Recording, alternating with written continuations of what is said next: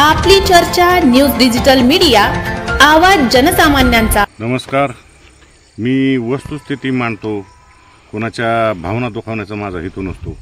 तालुक्याच्या शहराच्या प्रश्नांवर भूमिका घेत असताना आपल्या समोर श्रीगोंदा तालुक्यात जे विकासाचा बोजवारा उडाला आहे, संदर्भात मी सातत्यपूर्ण आपल्याला भूमिका मांडलेली आहे। श्रीगोंदा नगरपालिकेच्या हद्दीमध्ये जी विकास कामांची त्या ठिकाणी परिस्थिती होती, त्याच्यावर सुद्धा सातत्याने भूमिका मांडलेली आहे।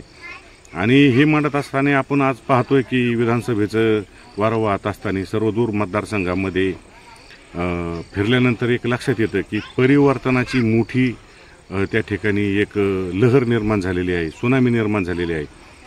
लोकांना वाटतं की मतविभागणीच्या या सगळ्या खेळामध्ये त्या ठिकाणी ही पाचपुते कुटुंब बाजी मारून जाईल का, परंतु तशी परिस्थिती राहिलेली नाही। 40 वर्षाची सत्ता देऊनही त्या ठिकाणी परिस्थिती आणि समस्या आणि विकास कामांचे जे मूलभूत प्रश्न आहेत, पाणी प्रश्न असेल, हे सर्व तसेच्या तसे जागेवर आहेत।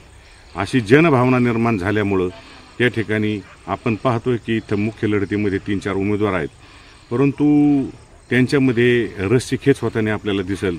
चांगलं असं मतदान ते मिळवतील अशी परिस्थिती मतदारसंघामध्ये आपल्याला दिसून येते आणि भारतीय जनता पार्टीचा गाडा गडगडलेला त्या ठिकाणी आपल्याला दिसेल।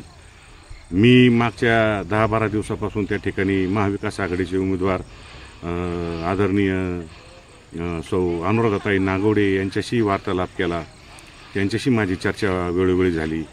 काल रात्री त्या ठिकाणी माझे आमदार अपक्ष उमेदवार राहुलदादा जगताप यांच्याशी त्या ठिकाणी चर्चा झाली। असंख्य कार्यकर्ते आम्ही निलेश लंके साहेबांना निवडून देताना त्या ठिकाणी भारतीय जनता पार्टीचं लोकसभेत परिवर्तन करताना या नगर दक्षिणेत फिरलो। ते सर्व माझे सहकारी, काहींचं म्हणणं होतं की आपण त्या ठिकाणी नागवडे साहेबांचा प्रचार केला पाहिजे आणि राहुलदादांचा प्रचार केला पाहिजे, असे मतांतर आहेत।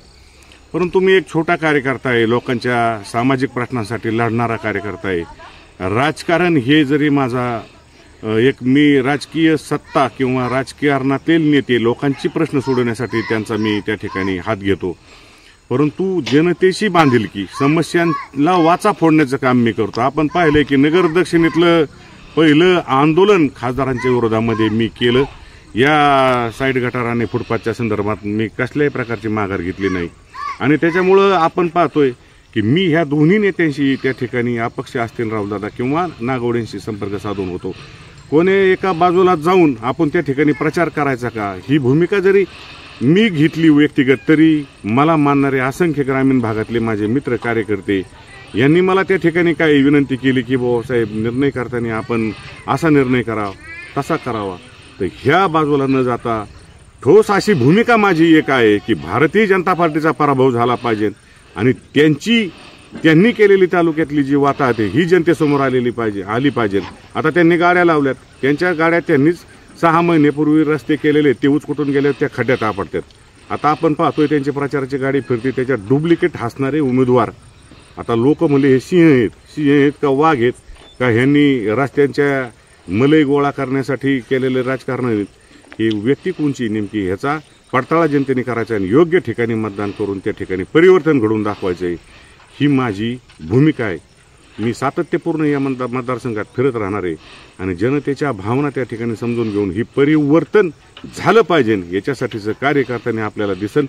लोकांनी निर्णय करायचा आहे की कोणाच्या मनात कोणचा उमेदवार आहे, परंतु हे करत असताना आपलं परिवर्तन योग्य दिशेचं परिवर्तन झालं पाहिजे। विकासासाठीची बांधिलकी जपणाऱ्याच्या माणसाच्या त्या ठिकाणी मागं उभं राहण्याचा निर्णय मतदारसंघातील जनता करीन। आपण काही निर्णय त्यांच्या हातात देऊ आणि आपले विचार मात्र व्यक्त करीत असताना भारतीय जनता पार्टीचा पराभव हा होणार आहे हे दिसून आलेले मतदारसंघात फिरल्यानंतर आणि त्या भूमिकेवर ठाम राहून त्या ठिकाणी आपण मतदान करायला 20 तारखेला जायचे, एवढी विनंती एकदा परत आपल्याशी वार्तालाप करताना या माध्यमातून करतो।